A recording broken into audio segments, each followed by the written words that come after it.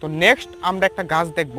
তো এই গাছটার হয়েছে কি দেখেন, এই যে তুমি এদিকে যাও, এই যে দেখেন এই গাছটা এতগুলা মানে ফুল দিয়েছে, দেখেন আপনারা দেখেন এতগুলা ফুল দিয়েছে, মানে এতগুলা ফুল দিয়েছে, একটা ফল নাই। আপনারা দেখেন এই যে একটা ফল দিছে, তাও কি মানে না ফাইরা মনে হয়, আমার মনে হয় না ফাইরা, ঠিক আছে, গাছে ব্যর্থ হয়ে এটা দিয়েছে, ঠিক আছে।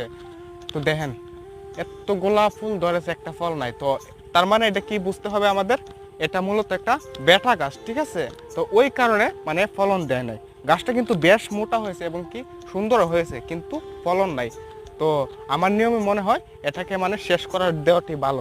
এটার জায়গা অন্য একটা গাছ আমরা স্থাপনা করলে মনে হয় মানে ফলন তার থেকে বেশি পাবো, বরং মানে একটু সময় লাগতে পারে, একটু ফলন বেশি পাবো। তো টাটা, ভালো থাকবেন।